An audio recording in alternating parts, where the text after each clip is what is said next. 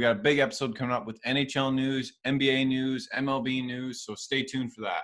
And if you're looking for some news in particular, timestamps are in the description down below.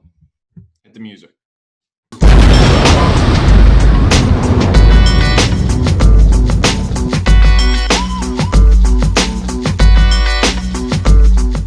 All right, everybody, welcome to the episode. Hopefully, quarantine is still going well. I mean, are we still giving the quarantine updates here, Chris? Well, my quarantine update is that you can see it in my face. If you're listening on the video, I got a big bad sunburn and it's swollen. I didn't realize your skin could swell from having a sunburn, and that is the situation here. If I push my finger down on it super hard, it leaves a dent. So it's lots of fun this quarantine. And the best part is, I got this sunburn with a mask on. I was at work wearing a mask outside all day. And then so I have a nice little line here. This is all peeling. I look like Rudolph right now. So you look like Joanna at UFC 248. Yeah, for anybody listening, just listening, no video, just picture my face as like Joanna's forehead in her last fight, just swollen, the Dr. Frankenstein look. That's my head right now. That's my forehead. So fortunately, people only see me at work. I don't care how you see me at work, and I'm at home the rest of the time. But otherwise, it's a tragedy in my face. And so far in this quarantine, all we really talked about is just UFC and how every other sport is canceled. Now we're starting to get some positive news as things are kind of turning around here. So the NHL might be coming back. The Players Association signed off on a proposal for kind of a 24-team tournament type deal. Not the most, it's kind of confusing read at first for how this is going on. But you want to get into that a bit, Chris? Let's do it. All right, so there's 24-team format, as Brad said. Locations mentioned as potential sites include Vancouver, Edmonton, Toronto, and Las Vegas. So Canada getting a lot of love here. And I heard that, that's pretty confusing because if our borders stay closed here in Canada, how are the players going to get back over? And there's 7 Canadian teams and the rest are in the States, so I would think it would make I'm happy that they're here in Canada, as hubs, but logistically it makes more sense to be in the States. So that's very interesting. Las Vegas, then. Well, I think that there has to be more than one hub for these teams. That's fair. That's fair. Well, and the interesting thing is, a while ago, a couple weeks back, there was news that the Alberta MPs and stuff were really pushing for the league. They're trying to put up a bid out to get the NHL into Alberta, which it's a huge boom.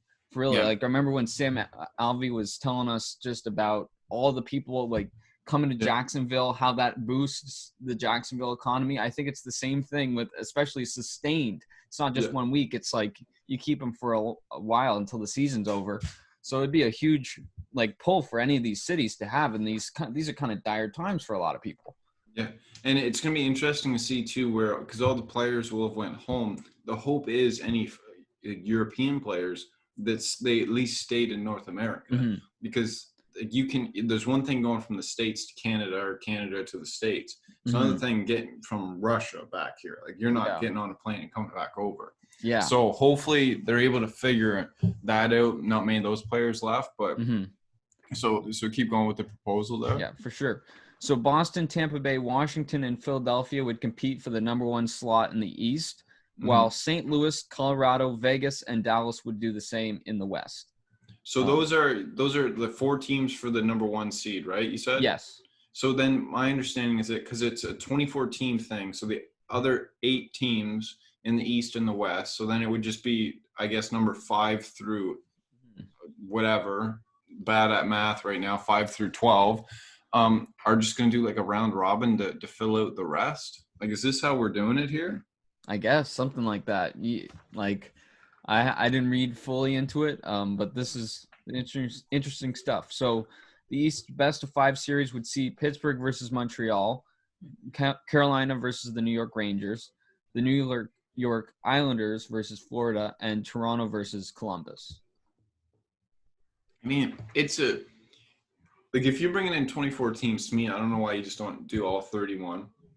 I don't understand why you got to cut 20. Well, were there teams at that bottom 4 that just were really meh? Yeah, but the 24th team is just as far out of it, probably. Yeah, that's true. And how mad do you have to be if you're a fan? You've been waiting for hockey to come back, and then it's like, oh, you're just nope, your season's over. Yeah, like at this point, if you're gonna do that tournament style, like pick the top, I don't know, 16, like do a normal playoff thing, or do all 31. Like 24 seems kind of like an arbitrary number, and also too, the 24 teams is gonna take quite a while. Like in this article here, it says it could stretch into fall or early winter. Well, Yeah. when's the next season starting? Because they also the most said, important thing is getting this season like finished, but also being able to do a full next season. Yeah, because we're cutting into the off season now, pretty much. Yeah, right? well, I think at this point the Stanley Cup Finals would be kind of getting to start. I think the conference finals would be just ending. So, Okay. Like I mean, it makes sense to relate. Unprecedented times can't help that. But you got to make sure that if things are good for next season to start normally, that it can start. Like you don't want to start pushing everything off. Yeah, because I think I read like in one article that the plan was to keep the next season like properly maintained, like preserved. That was like one of the biggest goals, and it has to be, because would you rather have a like one season, like for the sake of one half season that's in the summer, destroy like a perfect season, like a full season as it is? Like, no, I don't think that's that's not the trade-off you want to make. No, it's not at all. And it's going to be interesting to see, because, I mean, how many of these players, if they get going, have been able to be on the ice? And then in such a team sport like this, the chemistry, I mean, they're professionals, the chemistry, and they've played together for a while. So the chemistry is going to come back, but it'll take a bit, I'm sure. And the conditioning, because hockey is such a extreme conditioning sport. Like, I think it's really going to favor some of these young teams coming back. Like, if you have a little bit of an older team, this break could kind of throw you for a loop here. Yeah, because skating is something, it's all like in the legs, and you're working hard, and you got to get that endurance. You got to work yourselves up to that. You can't just take a little bit off, a month off, and then go right back into it. It's a lot like pitching almost in baseball. I mean, no. Okay. Like not that much. Like just a little bit. Like just split that a little bit. I didn't want to start shitting on you here. Yeah, no, but it's just like, to me, it's the stamina element of it. Like hockey is one of the like most demanding sports on your body. See, that was what happens when a non-hockey person tries to say something about hockey. Yeah. For this hockey, like obviously I don't know how to skate. I don't know how to skate at all. I'm sorry. Yeah, the fact that you live in Canada, you need to just get the hell out. You can't skate. I can rollerblade, but it's totally different, you know? Come on, guy. But I'm excited. I hope the NHL finds a way to come back. I think they got to find a way. The cup's got to be raised this year. But you got to make sure next year's good, too. Yeah. No, you got to keep the season. You got to keep next season, the season when you have, right? But if anything... And for the fans of this podcast, when it comes back, Chris is going to become a hockey guy. I'm going to make him one. Yeah, I'm looking forward to coming back, because I'm getting into hockey. I used to be a little bit into hockey, never really big in the NHL, OHL. That was a lot of fun, but I need to get back into it. If we're going to be a sports podcast in Canada, I've said this to Chris in private too, we have to talk about hockey. Yeah. We have to. And like, look, if you're watching on YouTube, I got Ray Bourque holding the cup here, one of my favorite hockey moments in history. So we got to get you into hockey. We got to be talking just as in-depth as we do the UFC talk here. To all the non-hockey people out there, learn with me, along with me, all right? And to all the people, Brad, you get to experience hockey for the first time through my eyes. That's the sell. Fair enough. That's the sell for this, but that's what we're going to be doing. Yeah. And then, so next on the list too, I mean, this goes kind of hand in hand here. If the NHL's starting again, theoretically the NBA should be coming up too. Yeah. And there's been a lot more thought, and I mean the NBA's got a lot more money to pour into this. So there's a lot of thought. Like Mark Cuban's been on podcasts talking about the potential to come back. And one of the spots has been floated around is Disney World as a spot to come back, because they have the NBA has strong ties to Disney, so it would make sense to go there. I think that's a perfect idea. Disney World is going to be shut down, because that's the last place that should open up for the coronavirus. So that would just be a cesspool. Well, they're talking about opening up now, because apparently I think Universal got approval to open up, and now Disney World is like, oh man, like now we gotta because that's that would be such bad publicity though if it opened up. And also too, I mean, like if they can be I like, don't hey, we're know not though. gonna, People are. I think the shift is going towards we need to open things up. So it's almost good news. It's good publicity if you open up at this point. yeah, but it's But bad publicity when inevitably they open up and then like half the people there get coronavirus. But Brad, you got to understand. You know how they have like the mists, like they mist you when it's on a hot day. Mm-hmm. They're not gonna have the mist anymore. They're not gonna have the mist. So it's just gonna be gone, and there's nothing to walk through. You're not spreading, so it's fine. That's what they said. But Kate, like, come on. I'm just like, saying what they said. No, but like, first of all, it's like half, like, it's very much tourist thing. How the hell is people going to get there? Flights and everything aren't going as normal. So, Yeah. and I mean, you get all the NBA teams. Chris's poster's falling behind them. All the NBA teams are there. You know what I mean? They're all staying in different resorts. They're all playing there. I mean, it'd be. I they think get to bring works. their families. Yeah, of course. I mean, So that's then the best place. Yeah, you're in Disney World.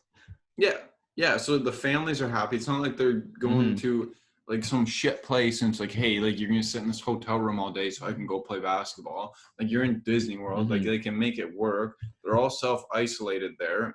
You know what I mean?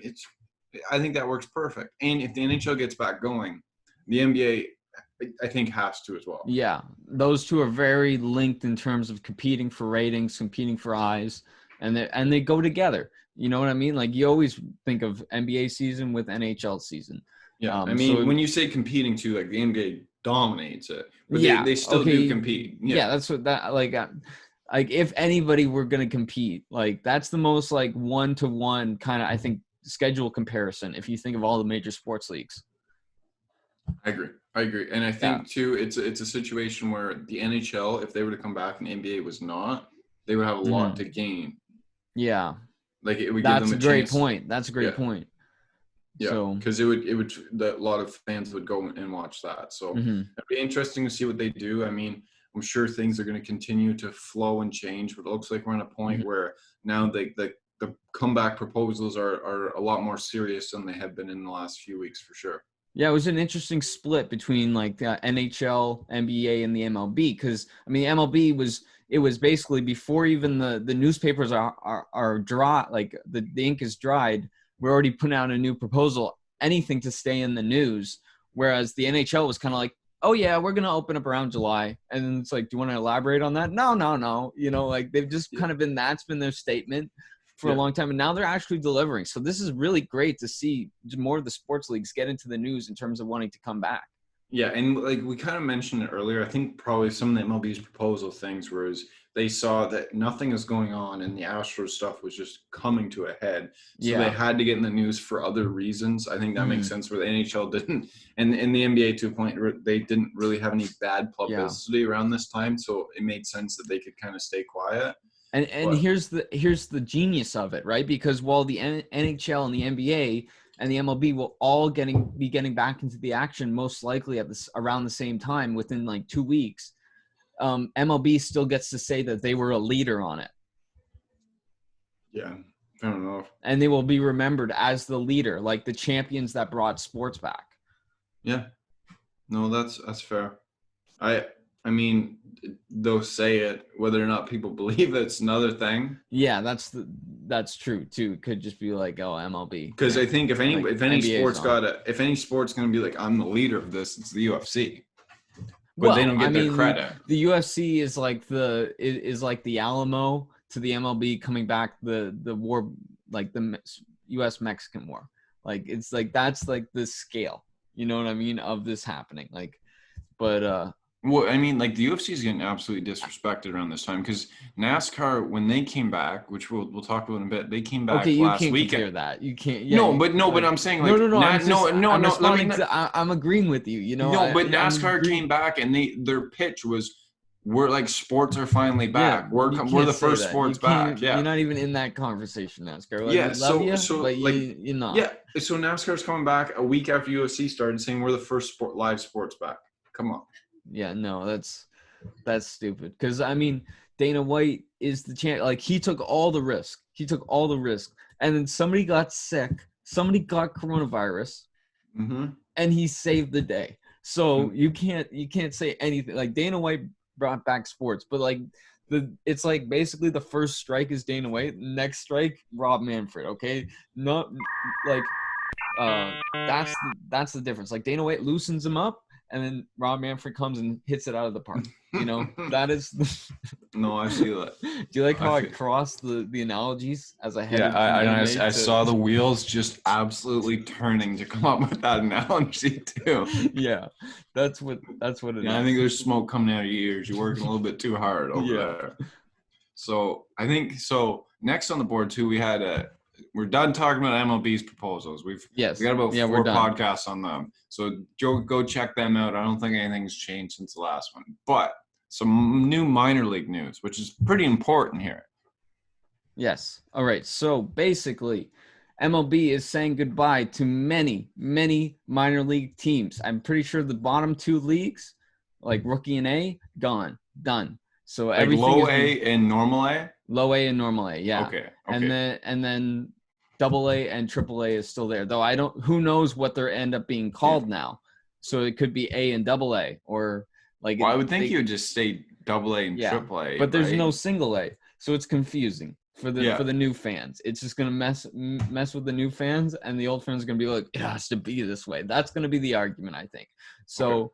Okay. And so basically a lot of these minor league teams can't afford to take the hit like this coronavirus time. Like they're going to lose all their revenue from this year. Then nothing's going to be happening. A lot of them can't sustain that. So it's like you go down to rookie ball and there's a lot of teams and like they're just getting by game. So this is a huge shutdown. This is like this. I mean, if the CFL's folding, it makes sense that these. Yes. No, and there's like these teams really, they're not here to earn revenue. They're really here to just break even and serve to work players through to the majors. Like they're not selling out stadiums here unless, there's super good prospects. So it makes sense that this time, like any and all revenue that they would get is being taken. Like nobody's watching minor leagues on TV, so they don't have that TV revenue. They're completely reliant on fans. Yeah. No, it's true. And one positive thing that comes out of this, with less minor league teams, unfortunately, there's less team spaces for players. So a lot of guys are going to get cut, and a lot of guys are going to have to find something else to do with their lives. But the good positive thing is, think of what this does to college baseball. It makes college baseball really matter because you have to improve your draft stock. There's less people being drafted. So you go to college and you really – like the action goes to college. Like all that energy that was put into Single A and A ball, like move it over to college baseball. Yeah, and then if you're a fan that really is going to pay attention to A and rookie ball, you probably already paid attention to college, but now it's like the only thing left, really, too. So it really gets a focus. Yeah, it sucks for the players that are in those spots, like that are in those leagues, because they already didn't make shit in the first place. It's very well known that MLB treats their minor leaguers horribly pay-wise. So it's sad to see that now they're stuck in a spot. It's going to be interesting to see, because if the MLB season gets going, there's always so much movement up and down with call-ups and call-downs. Now, it's going to be different this year regardless, because, you can't call somebody up and then have them fly across the country and go into your team that's been self-isolated. That wasn't going to work, but now it's like there's a lot of questions on how these call-ups are going to happen. And two, if your minor league system is stocked up because of teams-wise, you're going to have to be careful about that as well, that you don't just, leave a minor league team without enough players. Yeah. So lots of interesting things to come with the MLB minor leagues, like changing times. This will be the old era and that post-corona era for a lot of things in sports, a lot of things in the world, and this is one of them. Yep, for sure. Now, we talked a little bit about NASCAR. NASCAR's back, too. That's one sport, too, that if they're going to be able to do it without fans, I'm sure the fans obviously help. The atmospheres, I'm sure, are electric. Like, I think that me and you have to be at one of those at some point coming up here. Oh, yeah, for sure. Once things are cleared up. But at the visually watching on TV, it's probably fine I didn't watch the 2 races that happened, but I think it's probably fine to get away without fans there. We had on Wednesday was the Toyota 500 where Denny Hamlin won, and on the weekend it was the God, it was something like they named it after I want to say paramedics or something. It was the Real Heroes 400. That was what it was called. Kevin Harvick won that. So it's nice to see the Cup Series is going there. Like, just slowly, things are getting back to normal here. It's what had to happen. Yeah, I think this is time. We've like done all we can do to mitigate it, and now we got to get back going again. I think that's the trend now for everything. It's amazing. Yep. Like all across the world, it seems to be. Yep, 100%. And now we gotta get into our Conor McGregor talk here too, because he started making waves this morning. We're recording on Saturday night on Twitter. Let me bring up his tweets here. Did you get a chance to take a look at these? No, I didn't. What's he tweeting about? Well, he was bringing up his top. I think he went 4 MMA fighters of all time, and his rec and his why, and it caused some waves here. So let me bring these up. The guy tweets so much. So the first one he did was. Don't be afraid to talk while I find it. Okay, I think okay, I'm trying to think of my top 4, right? I'm sorry, I was zoning out. Okay, I think you got to go with Khabib, number 1. Conor would never do that. Then you got to say GSP. Then you got to say John Jones. Sorry, I missed. Who'd you say was number 1? I said Khabib. Okay. Well, let me read Conor's tweets here. Yeah. Okay. And then we'll get into ours here. So the first one he had was Anderson Silva at number 1 because of his arrays of finishes across 2 divisions with champion status in 1. He put himself number 2, Conor McGregor at number 2, if not tied for number 1. He said. He said, but still active, and number 1 is fully secured by career end because he's had finishes across 3 divisions, champion status in 2. Which I mean, he's. I'm not saying he's top 4, but he's up there in the pantheon of greatest of all time. He finishes 3 divisions, championships in 2. Yeah. Then you had GSP at number 3. Said much less array of finishes, but champion status in 2 divisions. He is far behind though. Reasons: left 170 after much damage taken and a questionable decision. Never re-engaged 170-pound successors. Bottled Anderson fight. Only moved when one-eyed fighter played safe. One-eyed fighter. And then he said John Jones is number 4, maybe tied for number 3. More array of finishes in St. Pierre and still active, but champion status in just 1 division. Reasons: multiple lackluster decision performances and a questionable decision win attempting to safe play heavyweight entry, avoiding its champion. So, and he's also said, I didn't mention PED results on multiple entrants, even though that makes me the clear current number 1 MMA GOAT, along with still being active, although it shames as well as put runs on finishes in complete doubt. I've snored multiple juice heads. A true GOAT must do it all. So, I mean, you were getting a little bit tongue twisted there, trying to understand what the hell he's even trying to say. Yeah.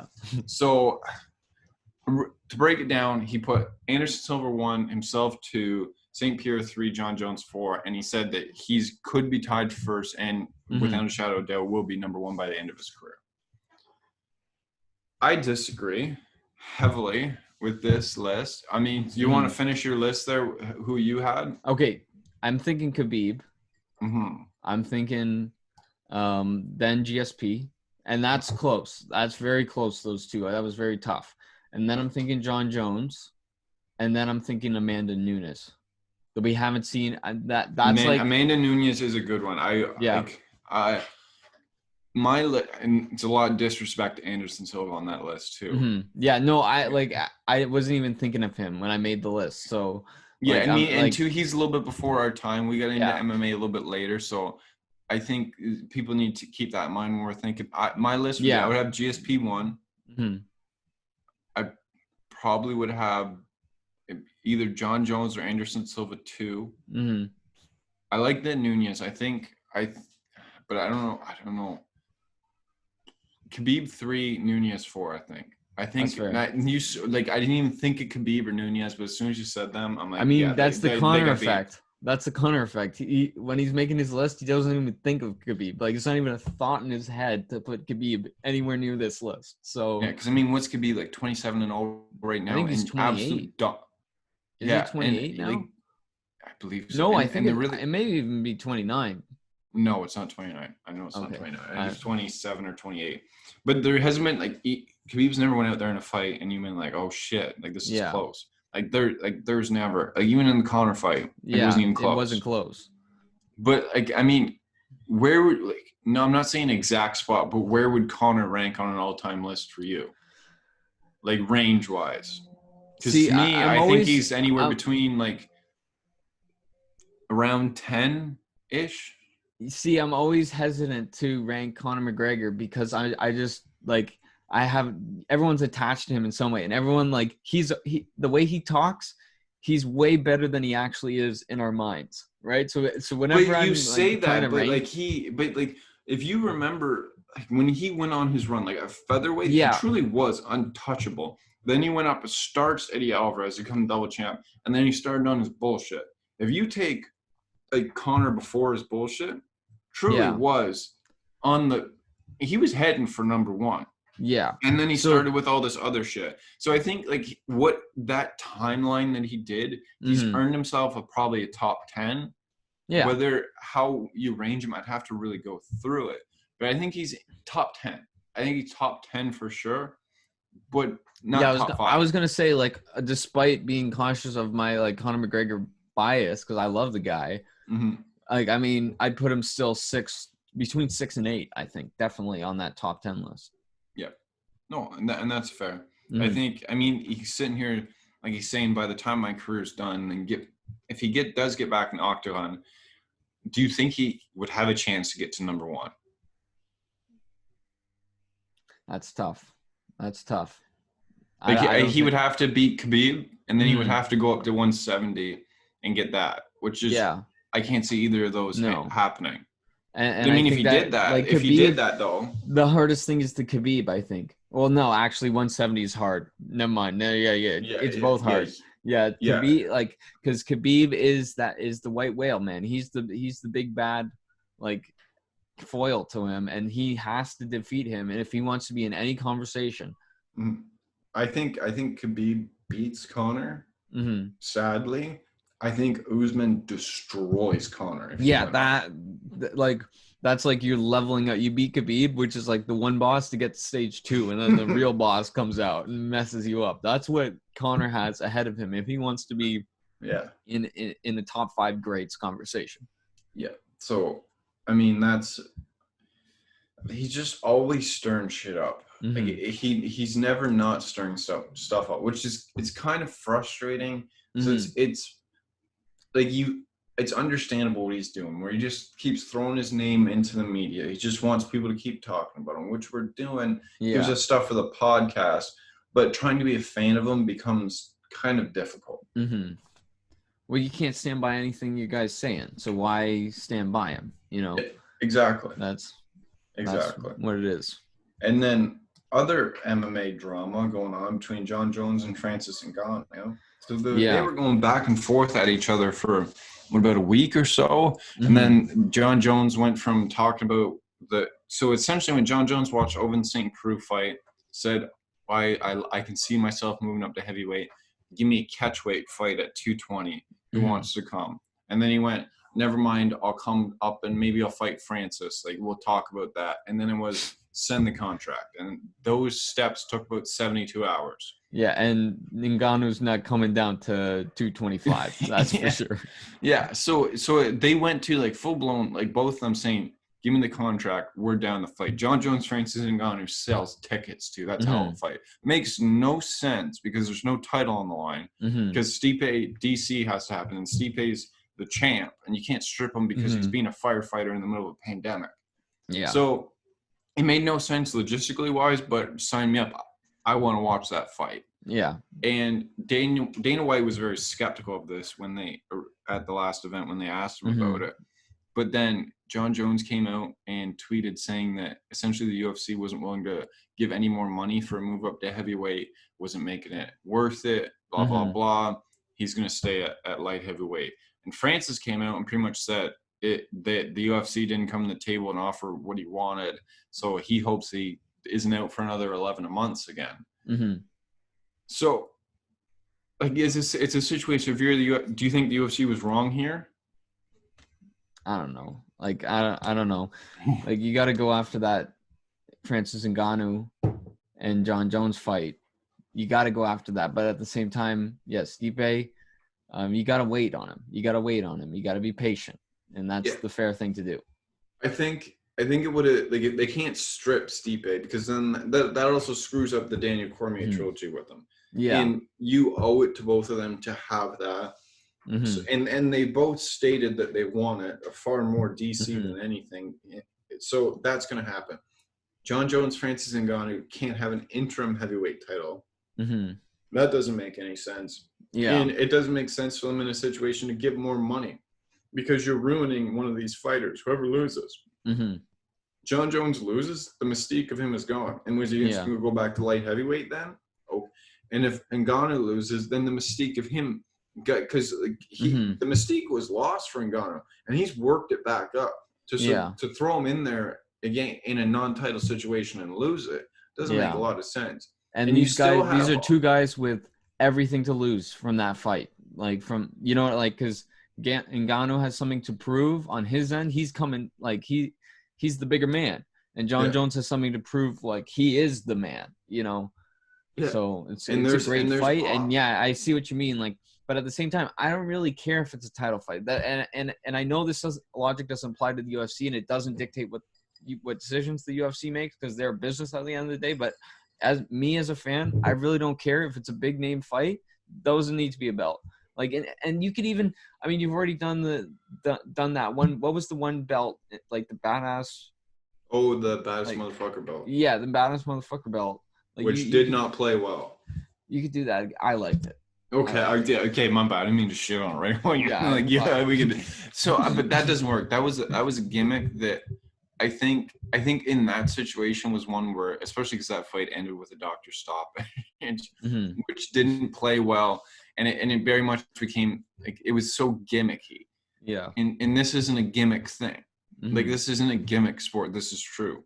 And I think, like, with John Jones, there's so many options at light heavyweight right now. You have the Dominic Reyes matchup, or the rematch, sorry, and Jan Blachowicz. Like, those fights, both those men deserve to fight John Jones. And then Ngannou, there's a lot less options, but there's still options. And really, right now, he can wait for the heavyweight title shot, which likely doesn't come, I would think, until December, early 2021. I mean, you don't want to have him on the shelf that long, but the way he's been starching people, you throw him in against, like, a Blagoy Ivanov, like, who's around 10-ish in the rankings. You lose a lot if he beats Ngannou. Most likely, Ngannou starches him in under 2 minutes, and it keeps him active. It keeps people seeing big stoppages. So I think, like, that's a play for the UFC to keep Ngannou active. Maybe, like, here's some money, and then maybe the next fight you give him, like, Curtis Blades would be tough to do again. So that would be the third fight between them. Ngannou's already won twice, but you do an interim title fight with Ngannou versus somebody. Ngannou Overeem, the rematch there. Overeem's coming off a big win. You throw an interim title on that. You say the win, and you do this. Hell, you could do that on the Stipe DC card. Where, imagine that main event, DC Stipe for the heavyweight title, co-main Ngannou, Alistair Overeem for the interim title. And then it's just belt versus belt. Yeah, and then But that seems very gimmicky, because, like, you could have just easily had both of those fight, like the main event be a title fight, and then the co-main just be no title on the line. Yeah, okay. Like, so you're just kind of creating a belt out of nowhere. And yeah, no, that's like, hey, that's me getting you belt happy, like the UFC does. Yeah. So then you just do the number one contenders fight. Yeah. On that sells, and then it keeps Ngannou active and happy.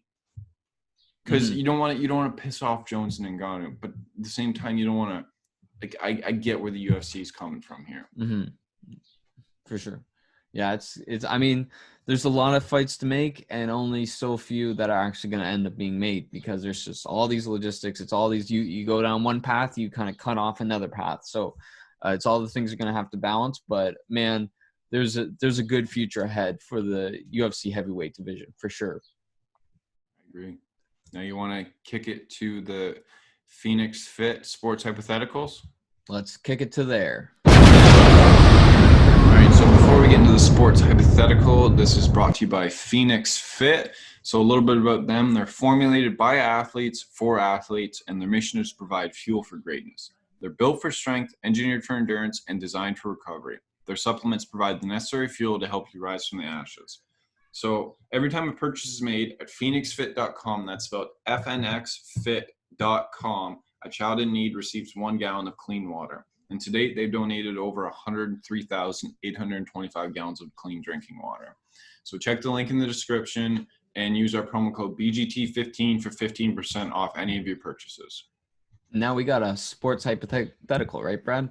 Yeah, so the question is this week, if it was Game 7 of the World Series, bottom of the ninth, 2 outs, bases loaded, you need a hit here.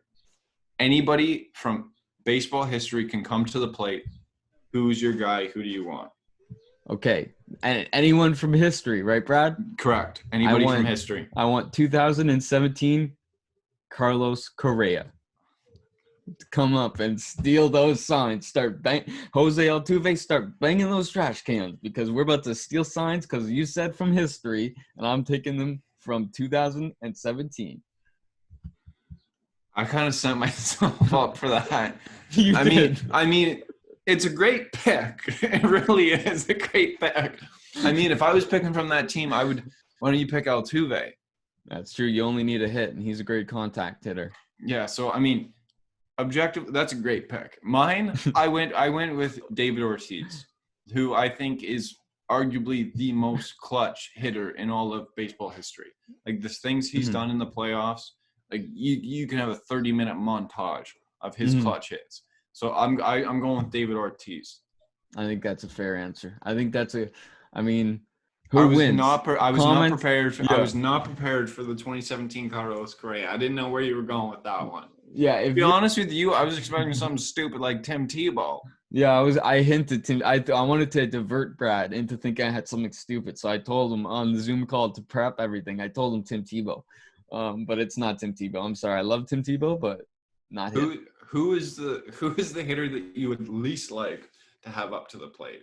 Can't be Tim Tebow. Actually, no. Has to be an MLB player. Carlos Beltran, because he struck out in the same position, pretty much, in Game 7 of the NLCS in 2006. Fair enough. So man. I still have nightmares about that. So no way. This guy, he fell over.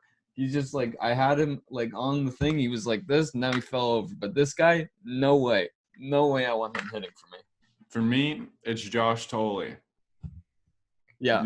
That guy, when he played for the Jays, like, love you, Josh Tolley. You were here to catch knuckleballs, and that was it. You did your job, that part of your job somewhat well, but you couldn't hit the ball to save your goddamn life. Man, I remember it was probably last time we were at a Jays game. We were looking around at the memorabilia shop where they have all the signed stuff, and there was a signed like Josh Tolley helmet, and it was like $500. It was game used. That's game why. Used. Yeah, okay, game used still. It's it's not like he got put to much 9 use. pitches. Yeah. So yeah, I make no offense, Josh Tolley, come on the podcast, have an interview, it would be lovely. But yeah, like you did your job catching knuckleballs while you couldn't hit though. So yeah, I mean, you found your niche and you were good at it. Yeah, some guys are just clinging to their one thing. Yeah. So we had a couple answers here. So people let us know in the comments who won this. Who wins debate. The game? Who wins the game? Yeah, exactly. Comment, Chris, or maybe even we'll have one of those YouTube vote things, which I think will be in this. I don't know. YouTube changes which side it's on, but it's on somewhere on the screen. There'll be a vote thing. I'm glad you knew that. 'Cause didn't even know that was a thing. I'm glad you're the tech guy in this podcast. And I don't even know much about tech. Like, that's how lost we are, ladies and gentlemen, here on Big Game Talk. And after that, follow us on these tech platforms. So follow us on Instagram at Big Game Talk. Find us on YouTube, Spotify, iTunes, Podbean, all that fun stuff. Follow us on Twitter at Big Game Talk. Send us an email, biggametalk@gmail.com. And we're coming at you weekly here. We're changing things up with this quarantine, trying to see what works, trying to see what people like. So stick with us. We're going to keep growing, and we hope you enjoy it. Stay sane, people, and during this quarantine. Sports, they're coming back soon. Have a great week. Peace.